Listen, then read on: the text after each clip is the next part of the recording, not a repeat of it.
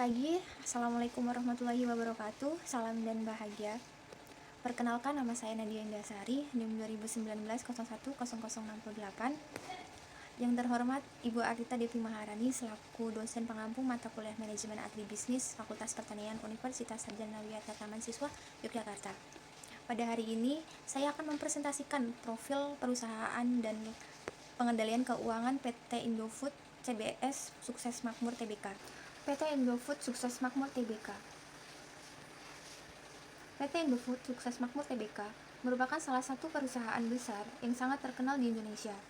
Perusahaan ini bergerak di bidang pengolahan makanan dan minuman yang didirikan pada tahun 1971 dan memiliki cabang hampir di semua daerah di Indonesia dengan mencanangkan suatu komitmen untuk menghasilkan produk makanan olahan yang bermutu, aman, dan halal untuk dikonsumsi.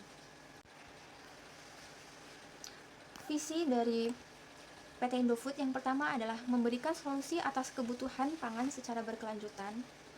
Visi yang kedua adalah memberikan kontribusi bagi kesejahteraan masyarakat dan lingkungan secara berkelanjutan. Sedangkan misinya adalah senantiasa meningkatkan kompetensi karyawan, proses produksi, dan teknologi. Misi yang kedua yaitu meningkatkan stakeholders value secara berkesinambungan.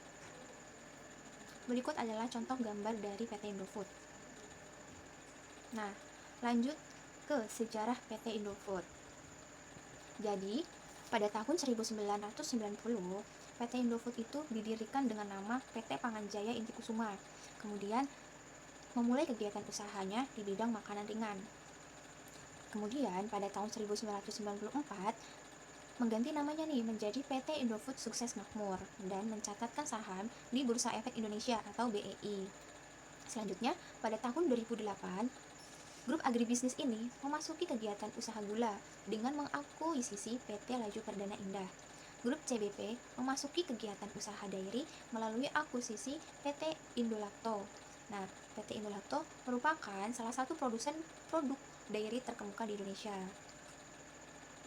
Kemudian, setelah itu pada tahun 2010, PT Indofood mencatatkan saham grup CBP pada Indofood CBP Sukses Makmur Tbk. Lanjut, pada tahun 2011, PT Indofood mencatatkan saham pada Salim Infomas Pratama Tbk, yaitu anak perusahaan pada grup agribisnis di BEI. Kemudian, pada tahun 2013, grup CBP memasuki kegiatan usaha minuman. Grup agribisnis ini memperluas kegiatan usaha gula ke Brazil dan Filipina. Lanjut ke struktur manajemen nih. Struktur manajemen Indofood itu yang pertama adalah Board of Commissioners, yang kedua adalah Audit Committee, yang ketiga adalah Board of Director, yang keempat adalah Nomination and Remuneration Committee. Selanjutnya, yang kelima adalah Operation, yang keenam adalah Corporate Function, dan yang terakhir adalah Corporate Secretary. Lanjut, berikut adalah contoh-contoh merek dagang dari produk PT Indofood. Teman-teman mesti gak asing kan dengan merek-merek tersebut, seperti Indomie, Supermie, Sarimi, Indomilk, Racik, Fresh, Kufit, dan lain sebagainya, karena produk tersebut merupakan produk sehari-hari yang bisa kita jumpai dimanapun dan kapanpun. Kemudian lanjut ya. Nah, PT Indofood ini ternyata memiliki 4 kelompok loh. Nih, kelompok yang pertama adalah kelompok produk konsumen bermerek. Kelompok yang kedua adalah kelompok Bogasari, kelompok yang ketiga adalah kelompok distribusi, dan kelompok yang keempat adalah kelompok agribisnis. Nah, kelompok produk konsumen bermerek ini juga memiliki beberapa divisi. Yang pertama, divisi mie instan, divisi dairy, divisi makanan ringan, divisi penyedap makanan, divisi nutrisi dan makanan khusus, dan yang terakhir adalah divisi minuman. Kemudian kelompok yang memiliki divisi juga ada. Satu lagi nih, kelompok agribisnis. Kelompok agribisnis ini memiliki dua divisi. Divisi yang pertama adalah divisi perkebunan, dan divisi yang kedua adalah divisi minyak dan lemak nabati. Kemudian, berikut contoh produk dari divisi konsumen bermerek. Teman-teman mesti gak asing kan dengan produk-produk tersebut, seperti mie. Apalagi anak kos pasti sering menjumpai mie banyak di supermarket juga. Selain itu ada susu, ada ciki, ada minuman, dan yang lainnya. Kemudian lanjut nih, ada kelompok Bogasari. Kelompok Bogasari juga memproduksi banyak nih, seperti ada tepung, kemudian ada saus, ada keju, dan lainnya. Selain itu, kelompok yang selanjutnya adalah kelompok agribisnis. Nah, kelompok agribisnis ini produknya itu yaitu minyak dan mentega. Kemudian ini ada CBP atau Customer Branded Product. Nah, Customer Branded Product ini memiliki beberapa divisi nih teman-teman. Divisi yang pertama ini adalah divisi mie instan. Nah, jadi PT Indofood ini memiliki produsen mie instan terbesar di dunia dan menjadi pemimpin pasar di Indonesia, Arab Saudi, Mesir, Turki, Nigeria, dan Arab. Kemudian divisi yang kedua adalah divisi makanan ringan. Nah, divisi ini memproduksi makanan ringan modern dan makanan ringan tradisional yang dimodernisasi, berbahan dasar kentang, singkong, jagung, tempe, serta produk extruded snack. Nah, produk-produk tersebut dipasarkan dengan merek seperti Citato, Lay's, Kitela, Doritos, Chiki, Jets, dan Cheetos. Kemudian yang ketiga adalah divisi dairy.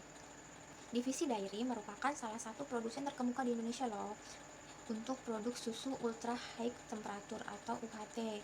Contohnya itu seperti susu steril dalam botol, creamer kental manis, susu evaporasi, susu pasteurisasi, dan lainnya. Kemudian untuk divisi yang keempat ini ada divisi penyedap makanan. Divisi ini memproduksi beragam produk kuliner seperti bumbu racik, sambal Indofood, kecap Indofood, dan masih banyak lagi. Selanjutnya, divisi yang kelima adalah divisi nutrisi dan makanan khusus. Nih, divisi ini memproduksi beragam pilihan makanan untuk ibu hamil dan bayi. Contoh produknya itu ada Promina, Sun, Grucovit, dan Provita. Kemudian yang terakhir nih ada divisi minuman. Divisi ini dijalankan oleh PT Anugrah Indofood Barokah Makmur yang memproduksi minuman kemasan seperti Ichi Ocha, Tekita, Cavela atau Cavela, Club, dan masih banyak lagi produk-produk yang dihasilkan oleh PT Indofood. Kelompok yang selanjutnya adalah kelompok Bogasari. Kelompok Bogasari mengoperasikan 4 pabrik penggilingan tepung. Di mana aja sih nih? Jadi, 4 pabrik itu ada di Jakarta, Surabaya, Cibitung, dan Tangerang dengan total kapasitas per tahun mencapai sekitar 4,1 juta ton yang melayani pelanggan industri maupun retail. Berbagai pilihan produk tepung terigu dipasarkan dengan merek-merek yang sudah mapan seperti Cakar Kembar, Segitiga Biru, Kunci Biru, dan Lencana Merah. Bogasari juga memproduksi pasta untuk pasar domestik dan internasional dengan merek La Fonte. Kemudian kelompok yang terakhir adalah kelompok agribisnis. Kelompok ini kegiatan utamanya adalah mencakup research and development, pemulihan benih bibit, pembudidayaan, dan pengelolaan kelapa sawit hingga produksi minyak goreng, margarin, dan shortening. Selain itu, kelompok ini juga mencakup pembudidayaan dan pengolahan tebu, karet, kakao, teh, dan tanaman lainnya. Kelompok yang terakhir adalah kelompok distribusi. Kelompok ini bertugas mendistribusikan seluruh produk Indofood dan produk-produk pihak ketiga di seluruh wilayah Indonesia. Di tahun 2020, total nilai penjualan grup distribusi tumbuh mencapai 10,2%, yaitu sampai 4,56 triliun dari yang sebelumnya itu 4,14 triliun di tahun 2019. Didukung oleh peningkatan volume penjualan dari grup Indofood maupun pihak ketiga. Margin EBIT tercatat sebesar 3,5% dibandingkan tahun sebelumnya hanya 5,1%. Selanjutnya yaitu laporan posisi keuangan. Laporan posisi keuangan PT Indofood yang pertama adalah total aset. Total aset PT Indofood pada tanggal 31 Desember 2020 mencapai 163,14 triliun, naik 69,6% dari 96,20 triliun. Kemudian total liabilitas PT Indofood pada Desember 2020, liabilitas PT Indofood sebesar 84 triliun, naik 100% dari 42 triliun. Kemudian yang ketiga, total ekuitas PT Indofood yaitu sebesar 79,14 triliun dibandingkan dengan tahun sebelumnya yaitu hanya 54,20 triliun. Selanjutnya, kemampuan membayar utang PT Indofood. Rasio total liabilitas terhadap ekuitas PT Indofood ini menjadi 1,6 kali di tahun 2020, naik dari tahun sebelumnya itu hanya 0,77 kali di tahun 2019. Yang terakhir adalah kolektivitas PT Indofood. Total piutang usaha neto pada tahun 2020 mencapai 6,43 triliun, sekitar 83%, yang merupakan piutang usaha lancar dari PT Indofood. Pengendalian keuangan PT Indofood. PT Indofood CBP mengalokasikan belanja modalnya sebesar 4,7 triliun. Untuk apa? Untuk mendukung ekspansi perusahaan. Namun, hingga Juni 2020, realisasi belanja modal yang terserap itu baru sekitar 16% dari investasi yang dianggarkan. Kinerja perusahaan masih bisa dikatakan baik di tengah masa pandemi ini. Hal ini dibuktikan dengan kemampuan perusahaan meningkatkan penjualan dan laba yang tercermin pada rasio net profit margin. Karena kenaikan utang dan aset ini dipicu oleh akuisisi terhadap Pinnacle Company Limited, yang dapat membuka peluang meningkatnya kinerja dalam jangka panjang.